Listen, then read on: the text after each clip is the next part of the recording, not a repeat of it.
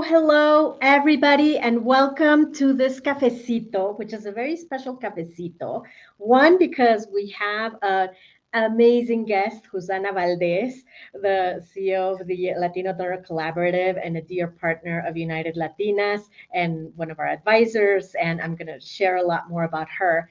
But the other, I do want to specify this is a pre-recorded cafecito. Normally, all of our cafecitos are live on Wednesdays at 1, but for today specifically, we had to make it pre-recorded because we just couldn't make agendas work. But we wanted to have Ana here with us. So I just want to specify. So we don't know anything about the elections yet. We know that everybody, nothing. We're like holding ourselves here to the edge of our seats. But by when this cafecito airs, Ana and I will still know nothing because this is Exactly. Oh my pre-recorded. God. So much uncertainty. I know. But anyways, hopefully tomorrow by when this airs, we'll have a little bit more information, all of us. But we thought that it was very important to hold this cafecito because in the end, information is power. And as we move forward as Latinos, as a community, it's very important to understand our influence and how we can move things forward not only for ourselves but for our families and leave a legacy. That it's very important because the next 20, 30 years, in a way, Latinos, we're going to have a lot to say and a lot of voice. And that's why it's important that we understand how the next 20 years are going to be different than the last 20 and 30 years for our community. And that's where all the work that you, Ana, through the Latino Donor Collaborative and all your amazing team, putting all the reports out there so that we have this information becomes critically important. So welcome here to our cafecito, and I would love to start for you to share with us like these headlines that you've been sharing around this year between your seventh U.S. Latino GDP report, the Latino youth, the Latinos in tech. I think they all bring amazing information that we all need to know. Absolutely. Well, first, thank you for having me, Liana, and thanks for having me, everybody at United Latinas. It's really excited to be here. I am such a fan of United Latinas. Ileana, Sandra, you've made such an incredible job and you've created this network of amazing talent, Latinas, who, of course, are my passion. So thank you for having me, Ileana. I'm really excited. And as you know, excited because of this. And thanks for taking my mind out of the polling because there are no election results right now. And the only thing we hear is speculation in so many ways. So this cafecito has brought me joy and peace and distraction, which is great. I'm really, really excited. So as you well say, we are a think tank that is fully focused on producing data that shows the real impact of Latinos and mostly the economic impact, as you know, Ileana. And we every time we have more and more information, right? We are tackling all these different angles. We started with, the economy in general. Then we envisioned the GDP of Latinos, and then we went on to measure media and tech and AI and youth, which is our pride and joy of this year. And I'm gonna go deep into it, Ileana, because I know that you and I are fanatics of our youth. They really make me drool every time I learn something new about it. We are in good hands. Let me put it that way. So with that, the data, right? So to start with, we Latinos continue growing. The GDP that Latinos are producing is huge. And obviously, that translates into upward mobility. And, we're getting more and more calls from luxury goods companies, from, luxury cars, from banks, right, that are wealth management focused, saying, please give me more information. We realize that, and every day more and more, Latinos are incorporating into the, upper middle class, into the, upper echelon of the economy, and they are consuming all these things. So all this to tell you, we continue growing. This year, it's interesting because, as you well said, we've been measuring the GDP report for 7 years. So the first year, the GDP of Latinos was 1.8 trillion, and we were amazed. Honestly, we were in awe because at that point, we were still relying, obviously, on, and we still do actually, but this is what the amazing upward mobility of Latinos is. But it's the most of this economy is been driven, and the growth of it has been driven by immigrants in so many ways, right? And so we continue seeing it growing. And if 7 years ago we found that the GDP was 1.8, this year is 3.6. That means that the Latino GDP has doubled in 7 years. You've never seen a cohort that has doubled in 7 years. This is crazy because not only has doubled in percentage, Ileana, but it has also doubled in the capacity. So today, actually the latest report, which is 2022, because we are based on official numbers, and all the official numbers are 2 years behind. So in 2022, which was right after or even still during the pandemic, if Latinos were an economy, they are the fifth largest economy in the world. And of course, you and I have talked about it, but for your audience that may not have heard this, let me give you a kind of perspective. Only the United States total, which is the number one economy in the world, China, second place, Japan, third place, and Germany, fourth place, only those four countries have a larger GDP than Latinos. This is crazy because the growth and the trend are huge. Imagine that Latinos in the United States produce more than countries like Canada, Brazil, Russia, England, France. I mean, those are the economies that you think about when you think big economies, right?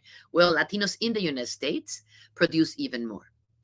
And so that is really groundbreaking because, the stereotypes of, Latinos are lazy, or Latinos are in this country to take advantage of the system, or Latinos are not prospering and they are all, poor, or in the worst case, criminals. It couldn't be further from the truth.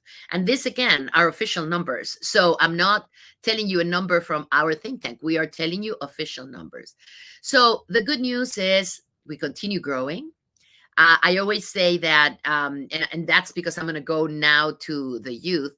If the parents of these kids, right, of the current young people, if they built the fifth largest economy, just imagine what their kids will do.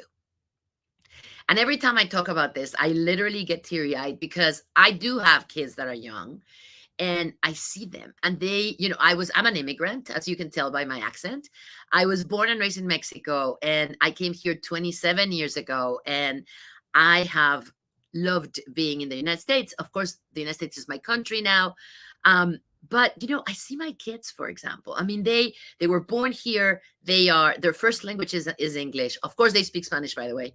But anyway, their first language is English. And of course, they are in college. They are, all, in a lot of different ways, hungry, as I was when I came here as an immigrant. But now they have the tools, right? They have the tools that the generation of immigrants in my generation didn't have. And so how do we know this? Well, we started realizing it last year because we knew a lot of examples around us. Latino youth is energized, they're strong.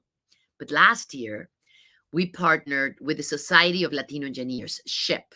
For those of you that are engineers, probably you are members, but SHIP is this incredible organization with more than 20,000 members. And we partnered with them, and we created a report about what happened to our kids during COVID and in the last 10 years in general, right? And I'm going to give you some very brief data points. You can go to the website of the Latino Donor Collaborative.org, and we distribute all of our information for free. So you can access any of the reports, you can access any of the data that I'm going to tell you there. But in the report, I'm going to give you the first number that I mean, we were really amazed. Again, official numbers, but that we dug out, right? Because official numbers are so many, right? Even the census. There's so much information that you really have to have a research team that digs out, the numbers that you're looking for. So in 2010, 4% of all the students in engineering school were Latinos. So think 2010, 14 years ago, 4% of all the engineering students were Latinos. Today, actually not today, in 2021, which were the most recent numbers that we found last year, 16% of engineering students were Latinos. So talking about our generation growing in GDP to the double, well, think about our kids going 4 times in, enrolling in college. So again, that's why I say, right? I mean, if the parents build the fifth largest economy, imagine what these kids will do. It's just outstanding. So that's how we said, we need to know more, because I'm going to give you 2 pieces of data that we also found. At certain point we asked, tell us if you've suffered things like depression and, homelessness and financial burden, et cetera, et cetera. And 69% of them said that they suffered homelessness.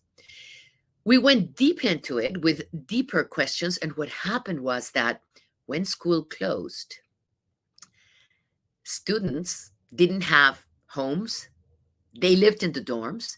They didn't have cafeteria, right? They didn't have food because cafeterias were closed, and they didn't have jobs because they used to work for the university. So they considered themselves homelessness because they went back home, and some of them would say, I have 3 little siblings. I have a grandmother. I have this aunt that joined us in the house. And literally, I was homeless because, yes, I got a sofa to sleep, but I didn't have Wi-Fi. I didn't have a place to stay through the day. So I'm saying this because that, and then the 63% of mental illness that 63% of kids said, even with that, they graduated. The graduation of this specific school, which is engineering, of this specific industry, which is engineering, is 89%. It's so much higher than most of the other communities. So even with those challenges, they went on to graduate. And you see them in the report. We're actually doing a new report this year. We're releasing it in December.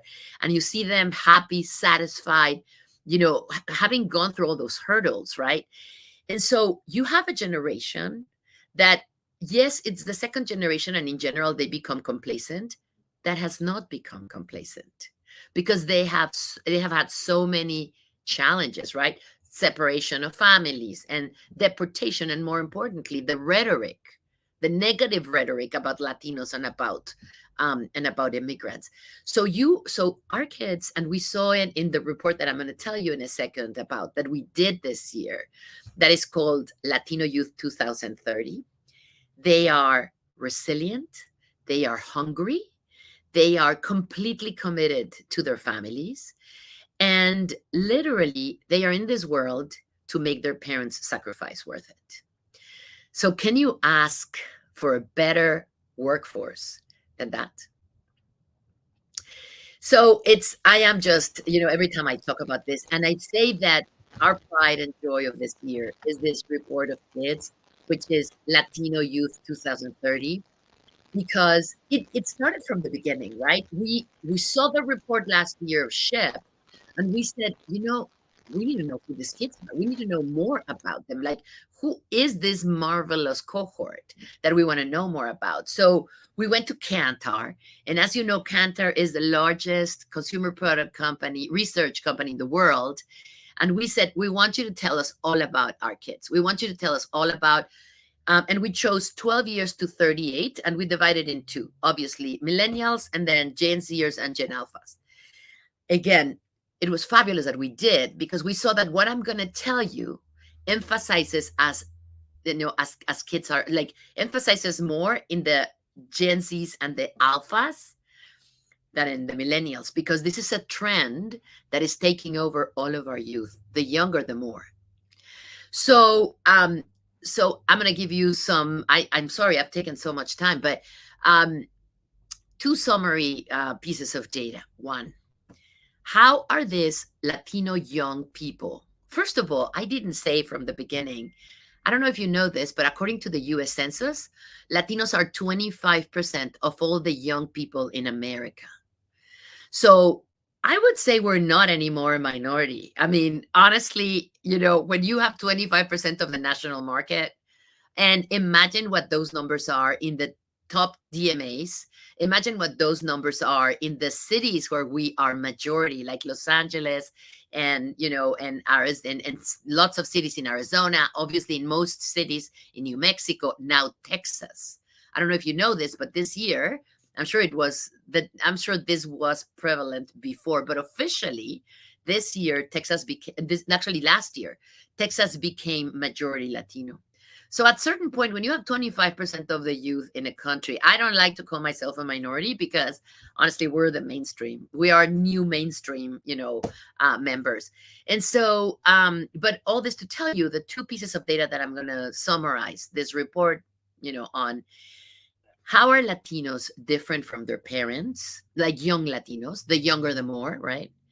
And how are Latinos younger from Gen Zers? And I said it already, but I want to emphasize it. They're different from us. And I didn't say this, and this is super important, especially in days like today, where our voice, in the case of today, our political voice is so important. Young Latinos are different from their parents because they are much more assertive. They are much more confident. Their identity is much more solid. They are proud of being Latinos. They believe that being Latino is cool. For those that speak Spanish, it's a pride. For those that don't speak Spanish, they're actually studying Spanish and teaching their friends about Spanish. Another thing that we found is that they want to go back to their countries of origin because even if they were not born there, even if they have never visited, they want to know more about where they come from because they're very proud. So you have this community that I kind of described already, that plus is outspoken, not like me, right? Like I was born and raised in Mexico and they told me that calladita te ves más bonita. Well, that doesn't work with young Latinos. So being quiet doesn't make you look prettier.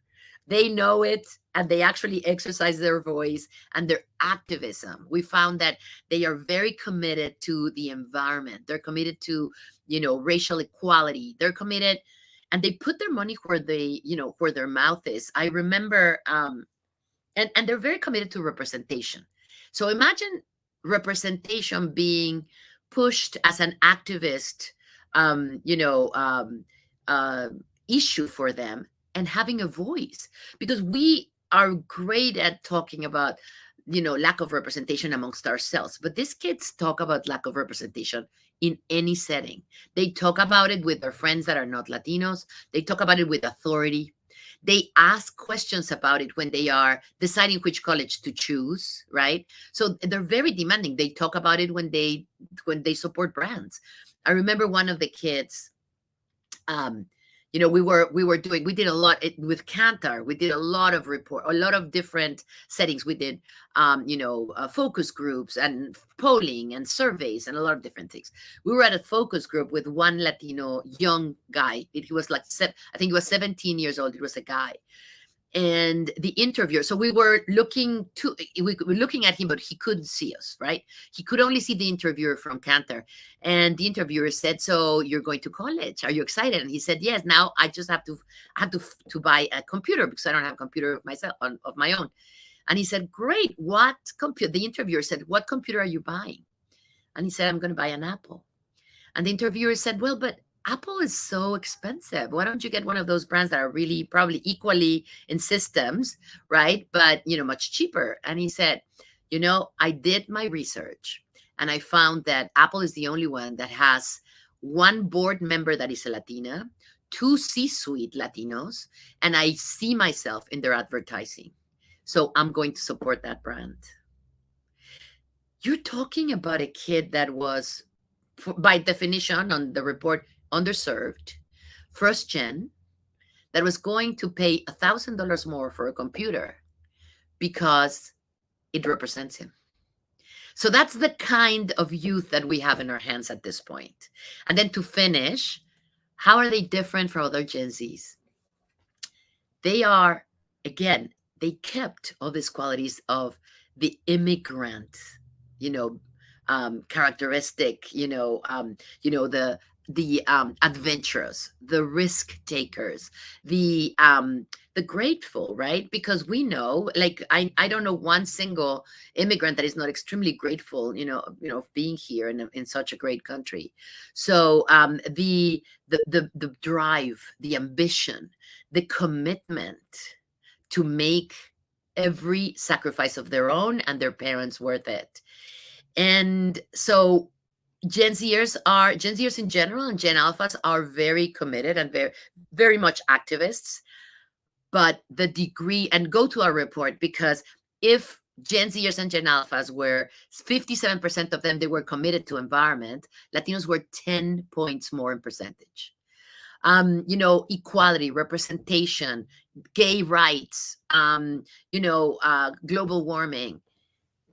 Our kids are really, really committed. And I'm going to tell an example that Ileana has heard me before, saying. So, we have a social media campaign called Elevate Latinos. By the way, please sign up. It's for for Gen Alphas and Gen Zers, but it's Elevate Latinos on mostly TikTok, but we're also on Instagram.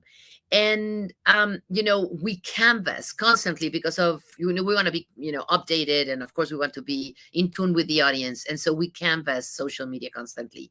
And in May and June, graduation times, right, we noticed something that was so different. So you saw this American non-Latino beautiful kids, going up the stage, getting their diploma, getting off the stage and doing this selfie saying, hey, I made it. I succeed. I'm amazing. I'm going to eat the world. Da, da, da. And of course, adorable, right? But 100% of the cases that we canvassed, and we canvassed a lot of Latino kids, they would go up, they would get their diploma, they would get off the stage, they would start looking in the audience for their parents, they would run to their parents, and they would hug them, and then give the father the hat, the mother the coat, and then, hug and cry.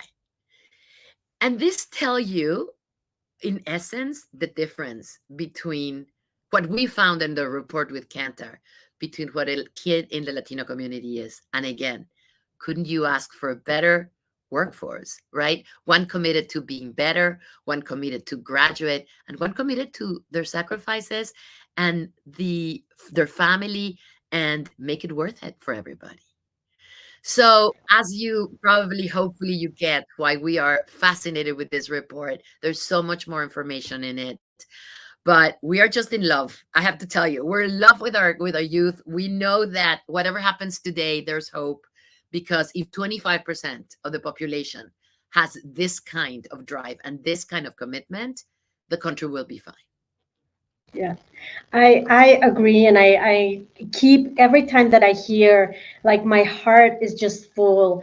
Every time that I hear your numbers and all the research, because to your point, there's always a way to look at numbers, but the way you position the numbers in terms of the possibility, in terms of the impact, the positive impact for ourselves and for our families and for our country that we love so much is just it's just amazing. And I think that's important. And I want to highlight four very important things, especially for us from a Latina perspective, right? Because you're talking about the youth, but that youth is our kids, it's our nephews, it's our grandkids, it's our nieces, right? And for many of us in our families, we as Latinas, we're the ones that are helping them, that are guiding them, that are supporting them, that are cheering them on. And I think that is very important, that we understand the responsibility on one end to be able to continue to open the doors for them and to help them do exactly everything that you're saying. And second, as leaders, to understand the responsibility of representation, of mentorship, of giving them direction, of being role models as they grow so that they understand, oh, I can do all of that. So it's not just the drive and the passion and the commitment, but it's also saying if they can do it, being Latinas or Latin, like if they can do it, imagine what I can do because you don't know what you don't know. But once you see it, then the Yeah. world opens up into possibility. And I think that is very important to each of us in this, that are watching and that are out there to recognize that that's how we need to show up. That's how we need to mentor. That's how we need to be role models so that this very, committed youth that you're talking about say, yes, I can do that. And I have all all these people around me and in front of me and behind me to be able to then, become now the first economy in the world. Why not? Exactly. Why Right? And not? and that's important. I think that's really, really important. And we need to understand that level of power, first of all, right? Exactly. You couldn't have said it better, Ileana. I agree with you 100%. And the other thing that I want to highlight is the other power. And you've always said it, and I've said it all along. Like when Anna has said it, I continue to echo it. The power of our purse. Because Yes. you're right. Like in the end, we choose what we spend our money on.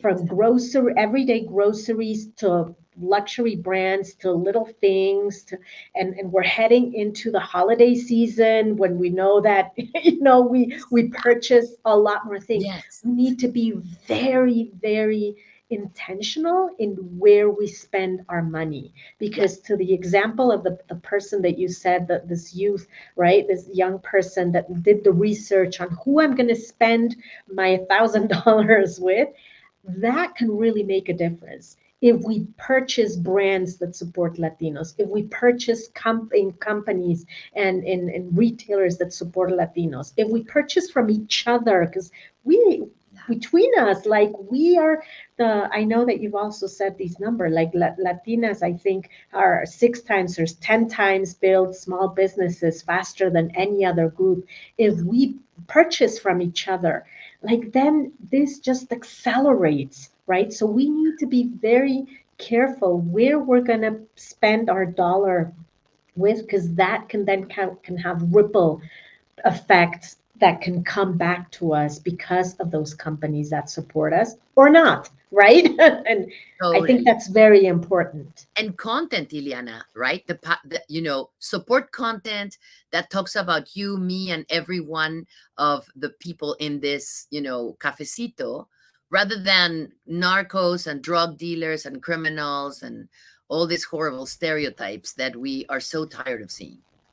Absolutely, absolutely. Yeah, everything that we do, I think we need to be more. And I know that since I've heard all of these numbers, I've been more intentional in terms of who to partner with, who to consume, who to do, who to support.